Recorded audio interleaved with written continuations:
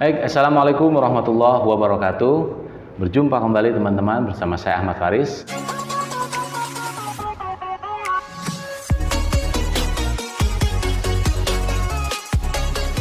Kali ini kita berjumpa di kelas pendidikan kewarganegaraan. Nah, setelah kita memahami makna persatuan dan kesatuan yang sudah kita bahas, nah, sekarang kita masuk ke dalam persatuan dan kesatuan Indonesia di dalam sejarah. Ada dua momen besar yang dicatat oleh sejarah, yaitu yang pertama tahun 1908 dan juga 1928, yaitu momentum berdirinya organisasi Budi Utomo dan juga peristiwa Sumpah Pemuda tahun 1928. Baik teman-teman, pada kesempatan kali ini kita akan membahas sejarah tentang berdirinya organisasi Budi Utomo tahun 1908. Saat ini saya sudah bersama dengan salah satu rekan kerja saya yang ada di SMA Nurmania atau SMA Yapera.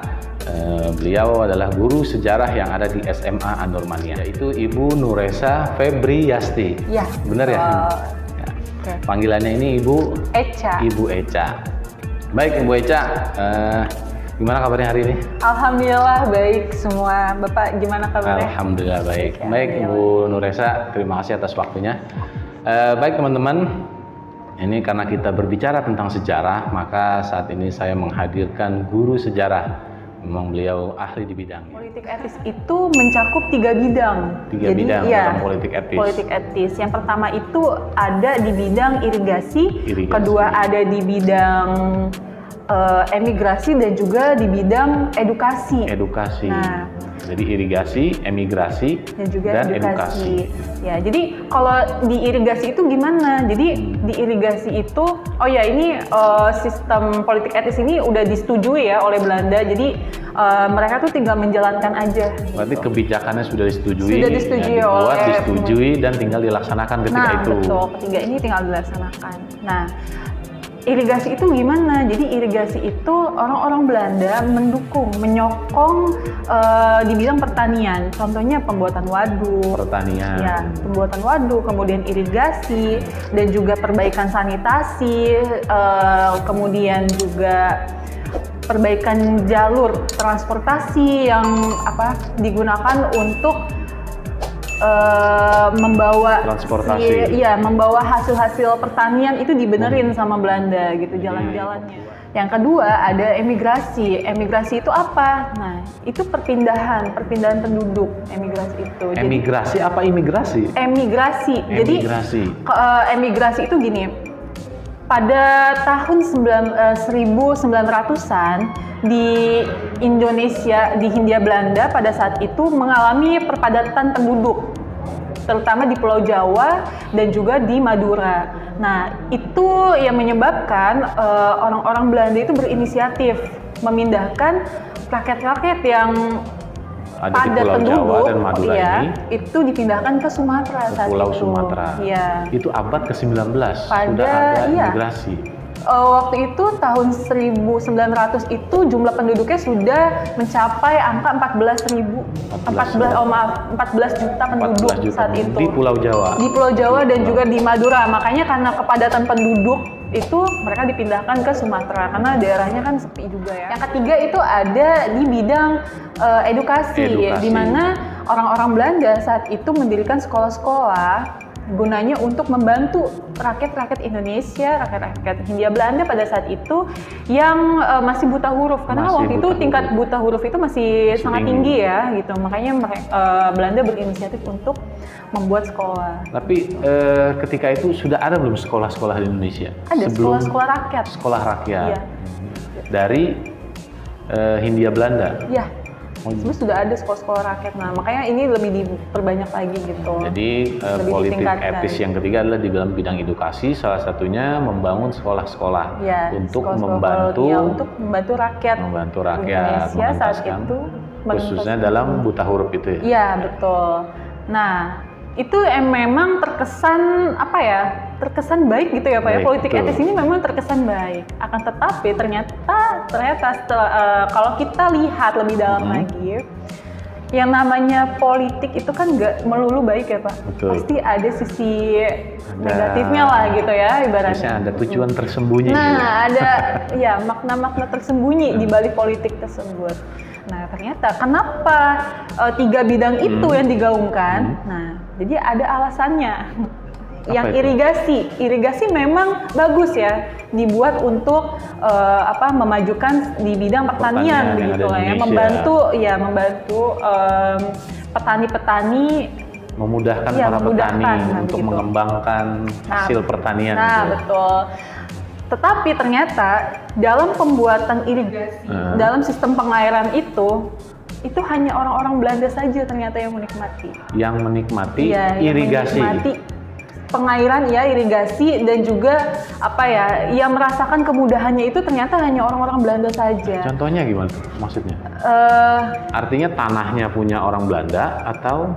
Pokoknya pengairannya itu diperuntukkan untuk orang-orang Belanda, untuk mengairi perkebunan-perkebunan dari orang Belanda aja. Nah, kemudian bagaimana dengan orang-orang pribuminya, orang-orang Indonesianya? Itu malah makin sulit. Itu dipersulit sekali gitu. Jadi tetap para pribuminya ini tidak mendapat akses untuk mendapatkan irigasi. Nah, sulit sekali. Nah, itu. Nah, kedua di bidang emigrasi. Memang kesannya baik ya, memindahkan rakyat-rakyat yang ada di kawasan penduduk ke tempat yang lebih kosong gitu tuh. Itu untuk meratakan juga kan, sebenarnya kan begitu tujuan utamanya. Akhirnya dipindahkan ke Sumatera. Nah, kenapa Sumatera yang dipilih gitu? Kenapa nggak Kalimantan? Kenapa nggak Papua? Kan padahal kan begitu. Padahal itu kan banyak pulau-pulau yang kosong selain Sumatera. Banget, betul. Nah, ternyata Sumatera itu banyak sekali kebun-kebun milik Belanda, Pak. Banyak sekali perkebunan-perkebunan milik Belanda yang saat itu sedang membutuhkan pekerja. Nah, oleh sebab itu orang-orang yang tadi pindah, nah itu nanti dijadikan pekerja di sana. Pekerja di Sumatera, di tanah milik Belanda. Belanda, betul. Nah, jadi memang mempunyai tujuan politis lagi emigrasi ini. Nah, selanjutnya di bidang edukasi. Memang baik ya, maksudnya orang-orang Belanda nih mau membantu kalangan-kalangan pribumi yang saat itu kesulitan nih dalam membaca, dalam belajar. Nah, akhirnya dibuatlah sekolah. Akan tetapi sekolahnya itu hanya untuk golongan-golongan atas saja. Golongan menengah.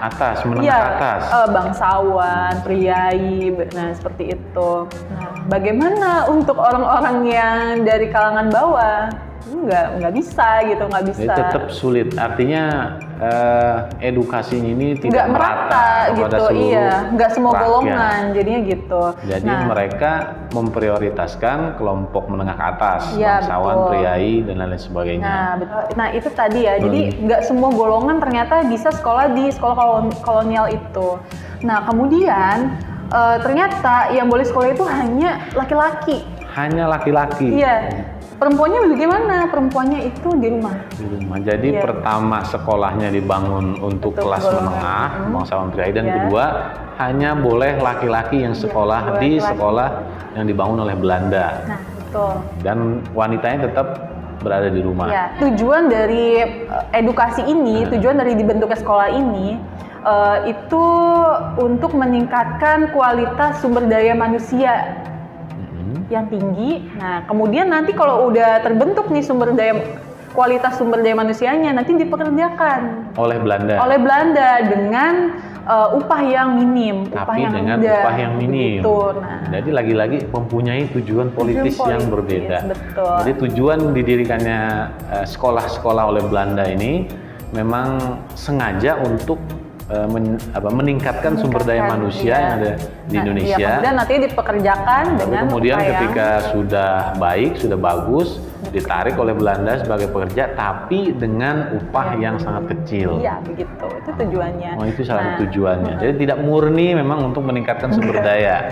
Iya. Jadi itu tadi beberapa, ada 3 ya. Nah, 3 tapi dari bidang edukasi ini sebenarnya ada sisi positifnya juga. Ada sisi positifnya. Jadi sebenarnya kan disekolahin. Nah, nantinya kan tercipta golongan-golongan intelektual, golongan-golongan terpelajar. Nah, nantinya ini yang menciptakan atau yang memicu munculnya organisasi-organisasi pergerakan, kemudian munculnya organisasi-organisasi nasional, karena kan mereka kan sudah berpikir gitu loh, sudah pintar gitu. Karena lahir dari sekolah-sekolah itu. Nah, lahir dari sekolah-sekolah itu, kemudian mereka sudah bisa berpikir.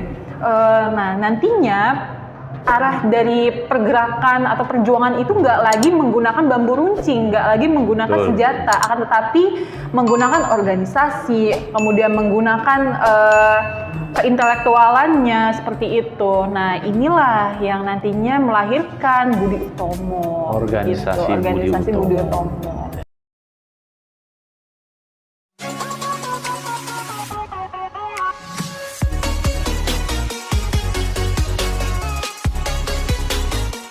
Sebenarnya siapa ini para penggerak, penggagas dari berdirinya organisasi Budi Utomo ini? Gagasan dari lahir Budi Utomo ini sebenarnya pertama kali itu diprakarsai oleh Dr.